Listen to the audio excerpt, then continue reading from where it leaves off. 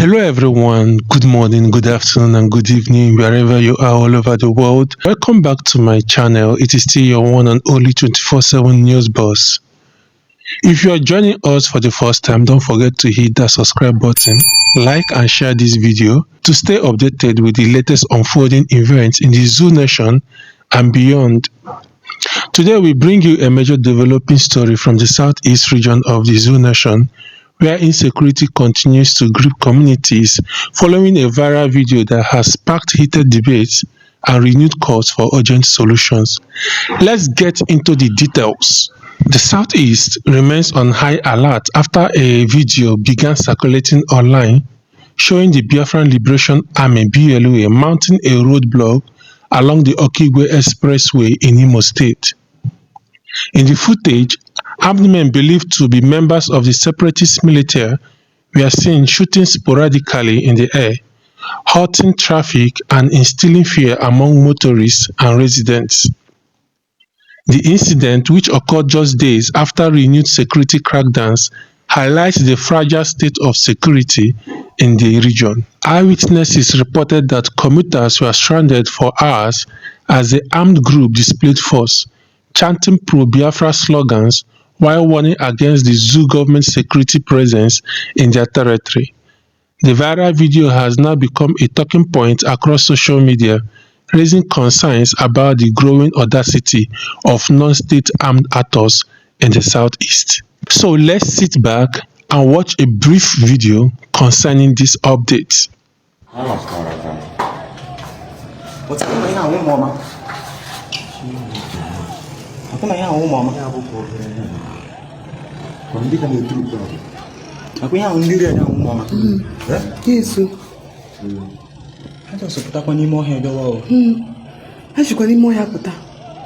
Jesus Christ of Nazareth. And don't have me that army checkpoint carry.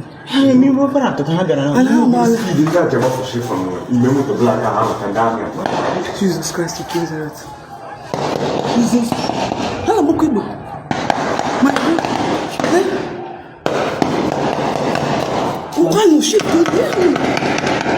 Jesus. Jesus.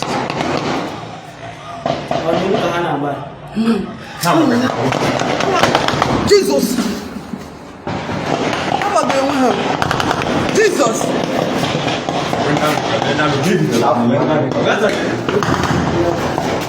Jesus.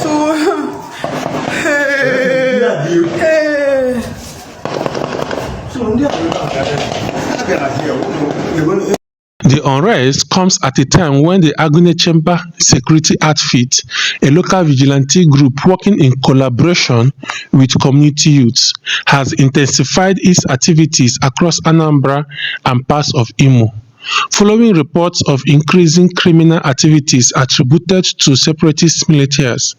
The group has been mobilizing to ensure safety in border towns and major highways. However, in a recent press briefing, the leader of Agune Chamber clarified that their mission was not targeted specifically at the Biafran Liberation Army or any other separatist movement, but instead focused on restoring peace and security in the southeast.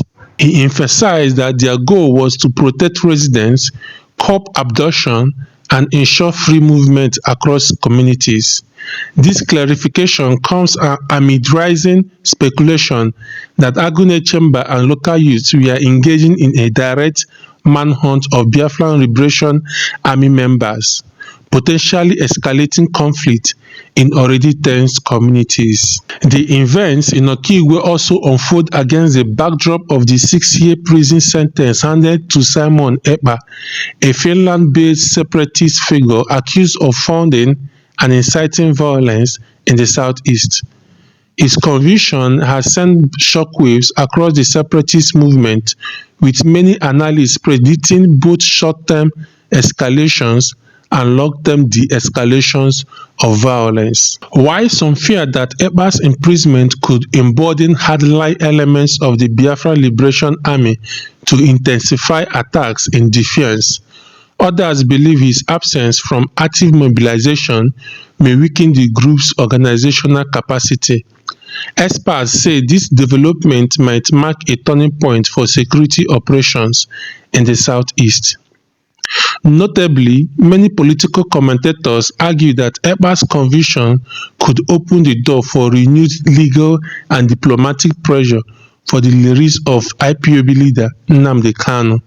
They argue that with Ekpa sidelined, the Zoo nation may be more inclined to negotiate Kanu's release under tighter legal and political frameworks, potentially calming tensions in the region. The Zoo government has repeatedly vowed to crush armed militias threatening peace in the southeast, insisting that no group has the right to take up arms against the state. Authorities see groups like the Biafran Liberation Army as not only a threat to national unity but also a destabilizing force, undermining local economics, education and trade. Analysts, however, warn that military solutions alone will not resolve the crisis. They stress the need for dialogue, youth empowerment and community-driven initiatives to address root causes like unemployment, political exclusion and mistrust in the Zoo government. Security experts also caution that while vigilant groups like Agune Chamber can be useful in community policing, their activities must be regulated to avoid clashes with the military or accusations of human rights violations. The fear is that without proper oversight, the southeast could descend into a patchwork of rival armed groups vying for dominance. Despite the fear and tension, some observers remain cautiously optimistic. They argue that Simon Ekpa's conviction abroad demonstrates the global community's intolerance for violent extremism, a signal that could empower more peaceful advocacy for Biafra without bloodshed. Moreover, with growing calls for dialogue, the imprisonment of Ekpa might inadvertently shift attention back to Nnamdi Kanu's plight, creating an opening for possible legal breakthroughs. For ordinary residents, however, the hope remains simple: to drive freely on roads like the Okigwe Expressway without encountering armed men or sporadic gunfire, and to see their communities thrive in peace once again.